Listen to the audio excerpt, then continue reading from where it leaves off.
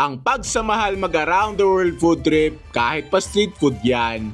Pag garni ka ang nakita nyo at garni ang naamoy nyo, ay hindi ka kayo mapapaibig. Yan ay kung iikot ka sa iba't ibang bansa. Buti na lang at may ugbo sa Baclaran na hindi lang ang mga Pinoy street food ang tinda, makakapag-around the world street food trip ka pa.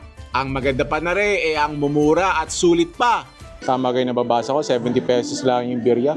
Pero bago yan, magsisilog food trip muna tayo malapit sa ugbo. At pagkatapos nun ay susuyurin na natin ang kalye ng Baclaran para sa mga masasarap na street food na to.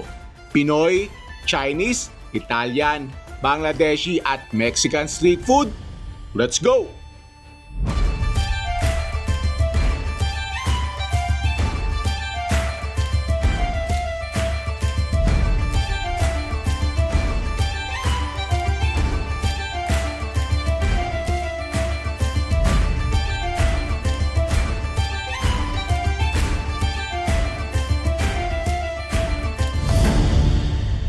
Bawat food crawl, lagi tayo may isasamang legendary. Yung sadyang matagal na sa community, beloved by the community. Yung talagang puntahan ng mga locals at dine sa ating Baclaran food crawl ay Pengski, Tapsihan yan. At dahil are around the world street food crawl, are ang pambato ng Pilipinas. At first stop pa lang natin, pahirapan na. Anong orderin natin din eh? Ang daming pagpipilian. So, dalawa kami ni Aisha. Yung may mga may mga tatak, mga bestseller sila. Siyempre, order tayo ng tapsilog. Tapos yun, yung pork silog na yun. Tapos, masarap din daw din aring yung tortang longganisa. Ayan, mga suki daw rin sa Pengski. Ba't kayo kumakain din sa Pengski? Masarap. Masarap eh, no? Yeah, balik-balikan nyo. Pero balita ko, ikaw daw pang alas 6 ng gabi. Ba't kaaga mo ngayon? Nagutom na eh. Nagutom na, pareho tayo Hindi ako idol. nanangalian, naisip ko to eh. Yeah. Thank you. Ako nga po pala si Pengski, ang may-ari ng Tapsihan dito sa Baclaran. Dati kasi may Tapsihan na to dati, kaso medyo napagod na nga yung may-ari. Ako na nagtuloy kasi bilang may experience na rin ako sa pagluluto, ako na nagtuloy nung Tapsihan, nung nagsara na to. Hanggang sa ngayon, nilevel up ko yung pagkain. Bakit po kayo tumagal ng gayong katagal na to almost 25 years? Siguro dahil masarap yung pagkain ko at saka yung pakikitungo sa customer. Gusto ko kasi affordable lang na mura lang yung ano ko pero talagang masarap. Sa akin kaya binabalik-balikan din ako ng mga customer ko rito. Tsaka fresh yung mga tinitinda ko, mga karne, katulad ng pork chop, liempo, hindi ho yan frozen. Presyo yan? Fresh. Araw-araw yan palit ng ano. Kaya pala nasa lasa nga ho ng fresh din eh. Ano? Di kaliit ho ng tubo nyo per ano? Kahit maliit po, basta masaya yung mga customer ko, okay lang. Yan. Ano hong pakiramdam pag kita nyong masaya yung mga customer, nasarapan, binabalik-balikan ng pagkain? Proud ako sa sarili ko na na-appreciate nila yung pagkain na tinitinda ko. Yan, napakasolido ng ating simula sa ating Baclaran food crawl. Dinig agad tayo sa legendary na Pengski Tapsihan na kahit kabanas, kahit kainit, ang dami napunta para din mananghalian. Actually, ano na to 1:38 na. So, tapos na yung lunch crowd.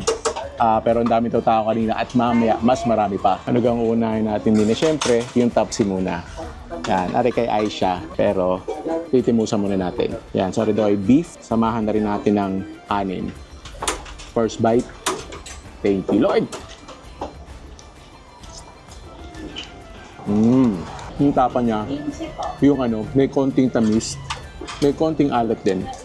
Not too peppery. Tapos siya, hindi siya sobrang lambot, pero hindi naman siya sobrang tigas. Para siyang may konting jerky feel, pero yung beef jerky na sobrang lambot na, kung gets nyo yun. So bali nasa gitna siya ng malambot, saka ng medyo makunat. Alam ko maraming tao na naghahanap ng gayong texture. Flavor profile, nice balance. Ang sausawan na retain ko, masarap ay toyo mansi na manghang. Gawa na tayo ng sausawan. Rin naman ang gagamitin din natin sa pork chop. Speaking of pork chop, yung pork chop na yung isusunod natin yan, no? Nice pork chop. Mukhang malambot. Nice color. Timusan muna natin na walang sausawan. Okay. Wow. Yung pork chop na ano, binabat sa toyo, saka konting kalamansi na malambot, tapos masarap isaw-saw sa toyo mansi ulit. Nice. Tapos samahan mo ng malasadong itlog, saka sinangag. Tapos free soup. Wow, sarap ng nilaga. Kaya naman, tortang longganisa. Yan, bihira rin sa mga ano, sa mga tapsihan.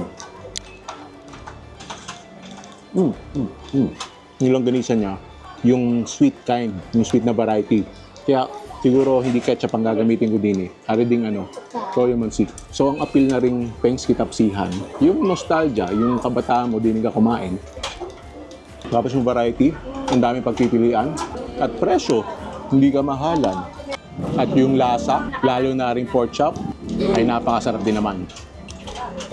At solid start sa ating Baclaran Food Crawl. At naitayo agad ang bandila ng Pilipinas. See you sa next one.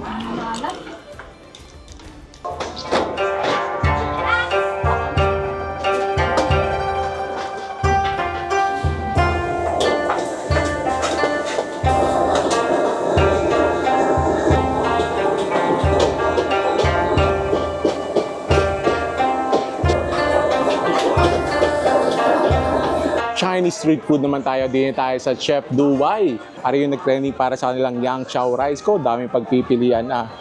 Ang pipiliin mo naman din kung anong itatoppings mo. Yun, nakalabas na mga bahaw. Naghahanda na para sa digmaan sina Idol. Ari mamaya, mag-Yang Chow Rice na. Abangan nyo, magbibiryani din tayo. Siyempre, ari pinapanood ko sa malayo ko.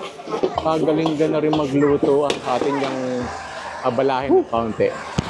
Chef, magandang hapon po. Kumusta po kayo? Magandang hapon lang dyan. Okay lang naman. Ano pong pangalan po natin? Ako nga pala si Rolex Duway, ang Chef Duway ng Hugo Baclaran. Sa inyo po pala ipinangalan po, Are. Kailan po kayo nagsimula din sa... Nagsimula po ako dito sa 2022 November. Pero yung galawan niyo, sir, hindi dadalawa tatlong taon yan. Ilang taon na kayo nagluluto? Sir, nasa almost 20 years na ako. 20 years na. Bilang isang chef na yun Oo, yun. Marami na ako pinanggalingan, sir. Mga Chinese restaurant, hotel, mga iba-iba. Kaya ang Chinese food yung naitinda ko na isip dito is ito yung pinaka alam kong dishes na lutuin. Tsaka wala sa street foods ang mga Chinese food. Balik kakaiba eh, no? Kakaiba siya, sir. Oo. Talagang dinala ko rito kasi yun naman talaga yung the best na pwedeng dalhin dito para sa mga customer. Is same lang din ang lasa ang kinakain nila sa restaurant tsaka dito. So bali yung sarap at quality ng restaurant at hotel, presyo ng street food. Yes, sir. Yang Chow, lahat ng rice toppings ko, sir, Yang Chow ang mga kasama niya. Siyempre, masaya naman na feeling na kasi yung mga customer ko is binabalikan ako. Siguro sa sarap, sa quality ng pagkain ko is maganda. Nandun na tayo, siguro sumikat ako about dito sa mga pagkainan ko. Siyempre, masaya naman. Lalong ini-improve ko yung pagkain ko. Anong bangis ng ating second stop sa ating Baclaran Food Crawl? Chinese food. Pero maganda yung transition natin from Filipino to Chinese kasi medyo may touch ng Filipino ang ating Chinese food trip ngayon. So, meron tayong lechong kawali. Yan. Meron tayong chicken and spare ribs. Yan. Dinin muna tayo sa ano. Kupo! Kita mo naman yung tabang iyan. Yan, samahan na natin ng Yang Chow. At yan naman ang star of the dish. First bite. Thank you, Lord. Yung Yang Chow, yung ano yung panalo, yung buhaghag. Tapos, ang ganda ng alat niya. Para sa panlasa, tama-tama na. Sausawan dito, chili oil. Pwede na yun, chili oil lang. Lagyan lang natin ng chili oil. Pwede na yan sa akin. Kasi itong lechong kawali, may alat na rin to eh. Lagyan lang natin ng chili oil. Yan.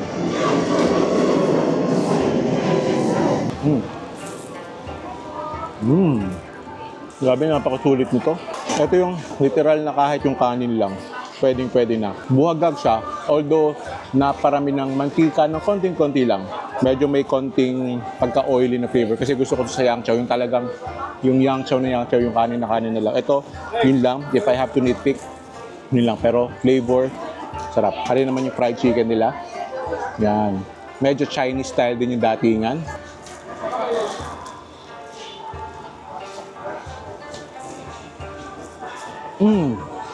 Yun.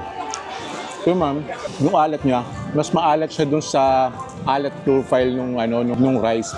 Pero ang sarap ng pagkakaalat niya. Yung alat na nakakagana, tapos ang crispy nung balat and ang juicy nung laman. Wow! Kita nyo naman yung balat, oh. Yan, oh. Crispy. Tapos yung laman, juicy. Ow! Sausaw sa chili oil.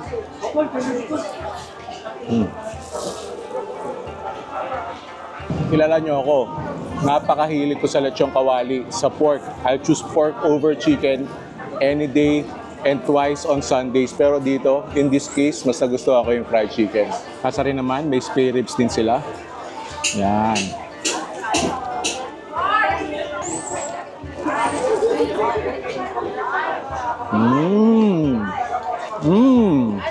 Wow! Para ka lang nag-North Park. Ang sarap nung alat niya, yung lutong niya, and yung anghang niya. Wow! Lalagyan lang natin ng suka. Tapos chili oil. Buti na lang, nagdagdag ako ng spare ribs. Sarap nun. From Team Pork to Team Chicken. Balik tayo sa Team Pork. Spare ribs. Clutch. Favorite dish ko din sa Chef Duway. Solid stop sa ating Around the World Street Food Trip din sa Baclaran. See you sa next one. Ayan, may kapihan din eh. Saktong-sakto kami busog na. Kailangan magpahughog. Pare kaya yung may-ari. Pero hindi siguro rin. Bata pa eh. Hi ma'am, magandang hapon po. Hello po. Kumusta po kayo? Okay lang naman po. Pwede po makausap ang may-ari po nito? Ay, kami po. Kayo po? Opo. Opo. Ano pangalan mo? Jane po. Jane. Yes. Sa bagay ngayon, uso na yung mga bata na nagne-negosyo eh, no? Opo. Gano'ng katagal ka na nagne-negosyo dito sa Just Because Coffee? Ano po, 1 year na po. 1 year na. Pero dito ka nagsimula sa Ugbo o hindi? Hindi po. Before po, nasa street pa lang po kami nakakart. Then, nag-start po kami noon, 18 years old pa lang po kami. 18. Tapos ngayon, 19 ka na. Turn mga 19, 20, gano'n. Magto 20 na. Oo, pero nag-aaral ka pa. Opo, second year college po. Second year college. Tapos ma'am, pa-order ng isang Spanish latte, 16 ounces. Tapos sea salt latte, 22 ounces. Okay. Mura lang ah. Magkano yung Magkano yung sea salt latte? 110 yung Opo, big Oo. size na po yun. Big Tapos size sa Spanish po, 85 lang. Ayan oh. Ba't mo naisip na magtayo ng coffee shop? Ano po, before po kasi, nung nag-work kami, mahilig po talaga kami magkape kasi graveyard shift nga po kami sa Jollibee. So, netong nag-college po kami, naisip namin na grabe po yung community sa coffee. So, naisip po namin na mag-start na ng business kasi mahilig din naman po kami sa coffee kaya bili po kami ng bili, edi kami na lang po gagawa. Ang kakaiba po sa akin, mostly po kasi sa coffee shop is mostly ginagamit nila is yung coffee machine po. Sa amin naman po, traditional way, we use mocha pot po. Mocha pot? Opo. Ito yung parang traditional Italian way ng pagkakape, no?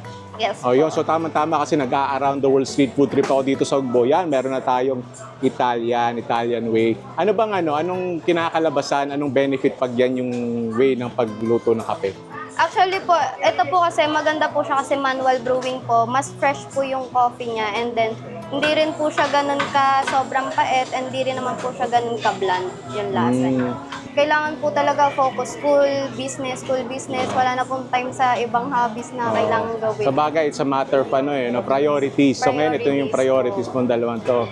Bale, unang-una po talagang kailangan natin gawin is mag-research po talaga. Kailangan natin kumuha ng mga experiences sa iba't ibang professionals. Kailangan talaga natin babaan yung pride natin bago tayo mag-start sa ganitong business. Kasi di rin naman po talaga madali dahil bata nga po may ibang mag-underestimate sa'yo kasi bata ka pa ganyan, parang sasabihin nila na mas may kaya pa silang ganito. So, minsan nakakahiya pero syempre wala namang magagawa yung hiya natin kung lagi lang tayong hiya-hiya. Hindi tayo makakapunta sa dapat nating pupuntahan.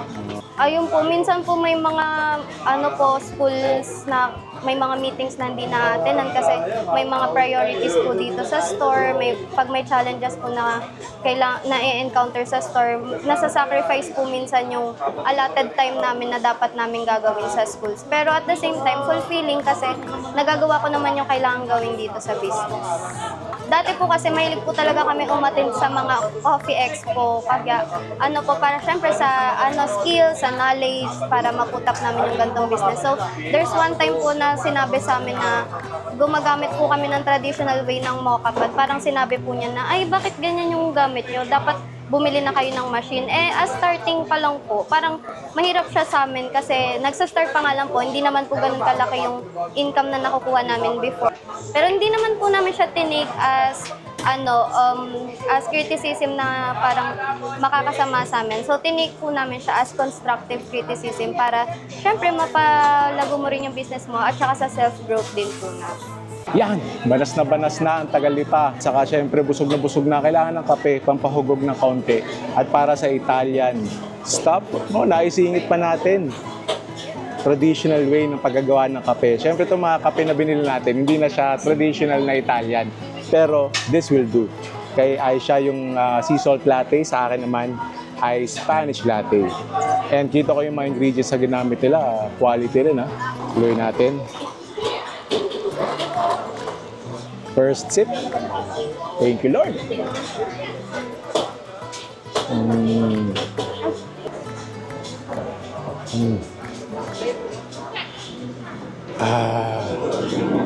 Grabe. Siyempre nakadagdag yung ako'y banas na. Pero ang sarap nitong kape na to. Nasorpresa ako. Quality yung coffee niya kahit street coffee lang siya. Iba rin pala talaga pag mocha pot yung ginamit. Nandun yung pait, yung pagka-milky niya, yung tamis niya. Nakita niyo naman yung first sip ko na yun, muntik na maging last sip. Wow! Highly recommended to. Try ko na rin tong sea salt latte ni Aisha. Nakamura lang niya, for its price. Quality to. Wow. Ito, mas matamis siya ng konti, saka mas premier dito sa Spanish latte. Pero this is really good as well. Gusto ko ni Aisha. Kaya Aisha kasi ayaw niya gusto niya yung matamis na kape, pero ayaw niya yung sobrang milky. Siguro next time na ito-try ko dyan, yung talagang black coffee lang para mas ma-appreciate yung sarap ng mocha pot coffee. Pero again, just because coffee, good. Yan, Mexican food trip naman tayo din sa Hungry Homies Game. Yan, kita nyo yung mga naka-display na yan, mga tacos, mga nachos, ground beef, cabbage, salsa, at tara yung mga paninda nila. Ako'y busog na. Gustuhin ko kumain ng marami. Pero mag-ano na lang tayo. Magbi-birria tacos tayo. Tama kayo nababasa ko, 70 pesos lang yung birria.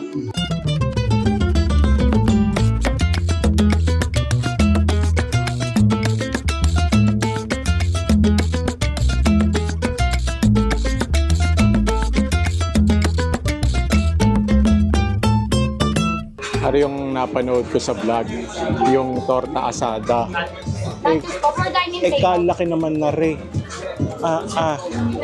Siguro kung ibang araw ako nagpunta, narilangan pupuntahan ko. O-order ako niya, pero baka masayang lang eh. Kaya magbibirya lang tayo. Kaya natapon pa nga yung consomme. Pero okay lang, yun may sasaw-saw pa rin talaga natin. At yung birya nila, oh. Ooh, look at that! Dami din naman laman, tapos may mga sibuyas. And yung shell niya, almost like a crispy taco. First bite. Thank you, Lord.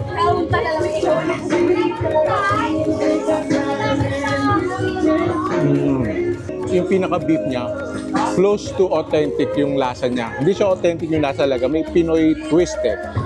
Yung consomme niya yung talagang fusion na may alam mong in-adjust for the Filipino palate. Pero masarap eh. Lasang beef pa rin. Really juicy. Ma-onion. Yung wrap, masarap. And again, yung beef, malasa. Quick stop, but good stop.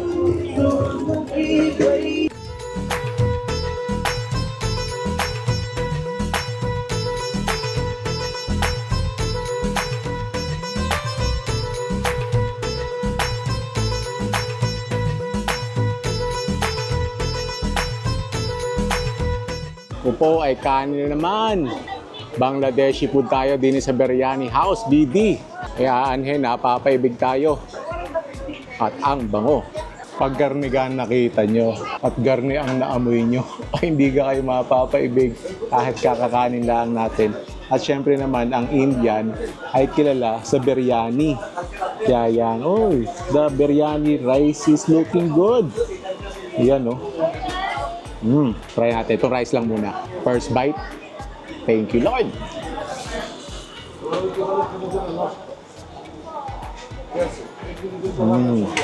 As far as around the world street food trip is concerned, Go Baclaran is crazy. Grabe. Napaka-legit ng lasa. Try natin tong beef. Yung beef, malambot eh. Yan, nakita nyo oh. Hindi siya parang corned beef, pero malambot. Yan. My goodness. Lagyan natin ng garlic sauce.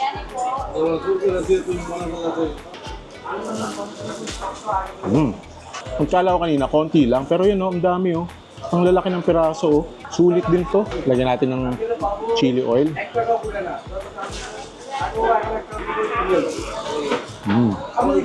Yan, may cinnamon stick pa oh. Legit talaga oh. Pangarap ko talaga na pumunta sa India, Bangladesh, any Arab country para makasubok ng legit biryani. Yan, at ngayon tumatama yung chili oil. Pero ngayon, as part of this around the world street food trip din sa Baclaran, this will do. This will really do. Mahinang nilalang, busog na. Tayo ay mag-sugar cane juice. Ayos din naman, support local farmers. Nagsimula tayo sa Pinoy food, magtatapos tayo supporting local farmers din sa Pilipinas. At tayo ay mag-sugar cane juice. Isang ano tayo, isang medium tayo.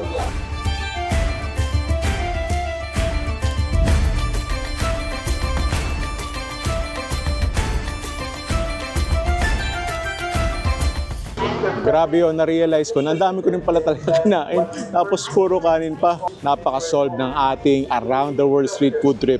Din sa Baclaran. Ended with a refreshing, all-natural sugarcane juice. Yung busog ko din parang yung busog ko sa Binondo. Kung hindi nyo pa napapanood yun, ay 848 Street Food in 48 hours. Panoorin nyo dito. And of course, don't forget to click on the subscribe button and notification bell para kita-kita tayo sa future food trip. Thank you for watching. I'll see you in a bit.